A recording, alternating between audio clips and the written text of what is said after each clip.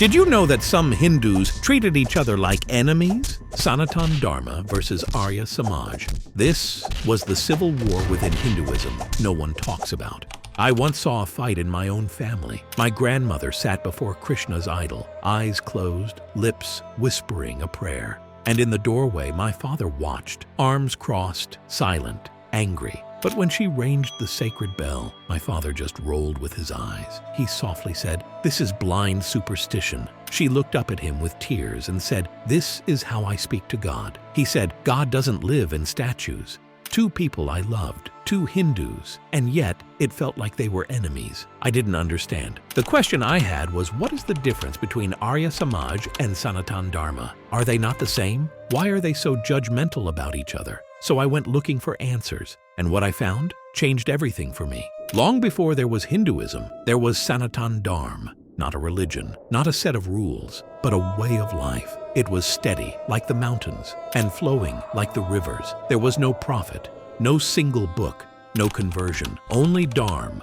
living with truth, living in balance with the world around you. Some people prayed to fire, some to rivers, some to the divine in silence, but all of it flowed like a river. But over time, it spread in many directions, from the Vedas to the Upanishads, from stories and songs to temples and idols. One god became many forms: Shiva, Vishnu, Lakshmi, Durga, each a mirror of the same light. And slowly, this flowing way of life took shape. But then outsiders came and began calling it Hinduism. But for the people, its real name was still Sanatan Dharma. Then came the 1800s. India was under British rule. Christian missionaries mocked idols. British officers called our customs stupid. And inside Hinduism, something was cracking. Caste had turned into cruelty. Child marriage was destroying lives. Some temples wouldn't even allow low-caste people to enter. Sanatan Dharma, once fluid and alive, was now choking under its own weight. And in the middle of this chaos, a boy sat in a temple,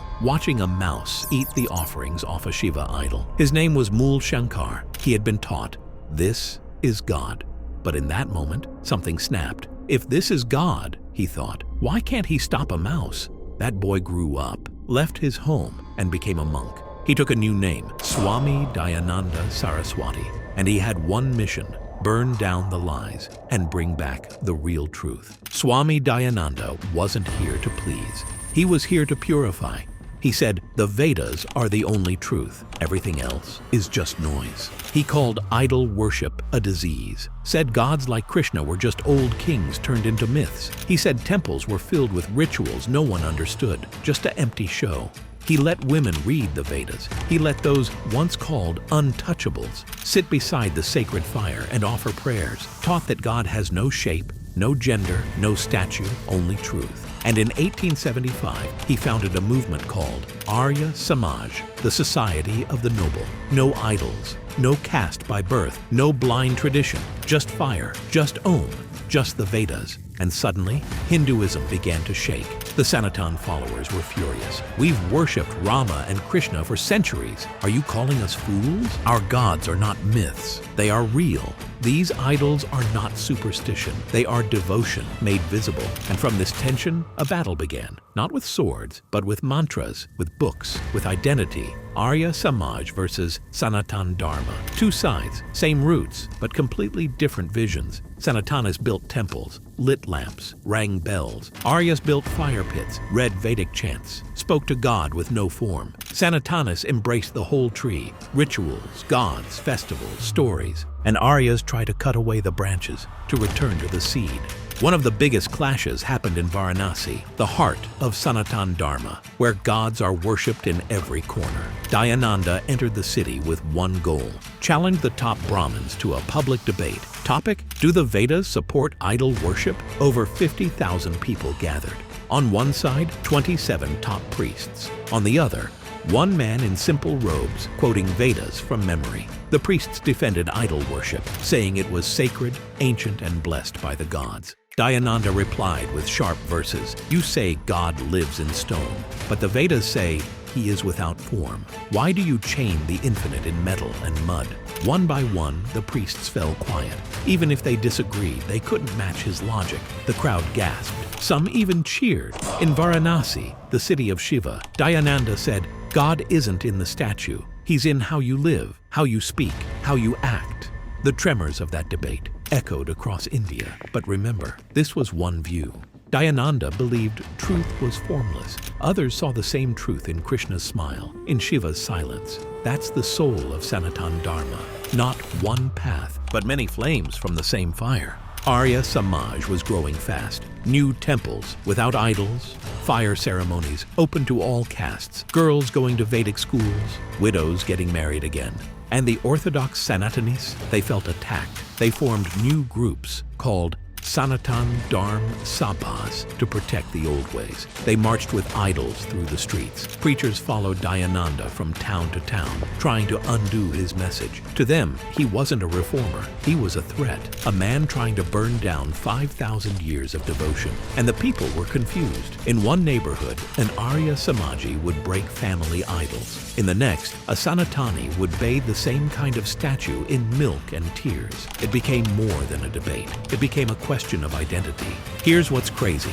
Both sides claim the same root, the Vedas, but they saw them with different eyes. To Arya Samaj, the Vedas are clean, pure logic. One God, no form, no idols, no caste, no stories. To Sanatan Dharma, the Vedas are just the seed. That grew a tree into the Puranas, the Upanishads, the Ramayana, into Krishna's flute, Kali's dance, Shiva's silence. Aryas called stories fiction. Sanatana said, these stories may sound like myths, but they carry deep truth. Arya said, don't touch the idol. It's lifeless. The Sanatani said, I touched it and I felt God. One side saw God in logic and fire rituals. The other saw God in stories, music, and devotion. Neither was wrong, but both were shouting. The war went beyond words. Families split. Temples fought, communities divided. Arya Samaj began welcoming people back, reconverting those who had left Hinduism. Sanatani said, you're polluting Dharma. The untouchables walked into Arya fire altars and were called brothers. But in Sanatan temples, they were still kept out. Aryas called for revolution. Sanatanis clung to memory. The debate burned through temples and hearts. But in the end,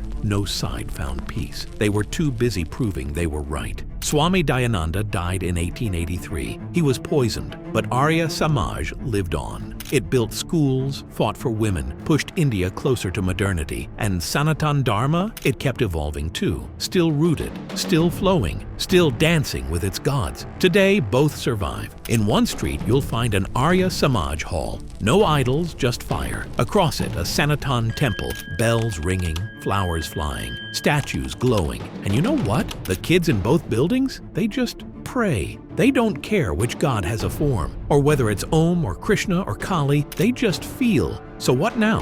Do we say Arya Samaj was wrong? Or Sanatan Dharma? Maybe we stop asking who was right. Maybe we ask, do I worship with love or ego? Is my path making me humble or arrogant? Am I closer to truth or just louder in my opinion? Because in the end, Sanatan Dharma stood for memory. Arya Samaj stood for clarity. One held the sacred past, one lit the future's flame, and both forgot you need both. Sanatan is the river. Arya is the purifier. I think of my father and my grandmother. He read the Vedas. She worshipped Krishna, and for years, they stood on different shores. But one day he sat beside her. She didn't speak. She just pressed a laddu into his hand after her prayer, and he didn't say no. He took it silently. And maybe that's the real Dharma, not proving you're right, but remembering we're all trying to get back to the same ocean.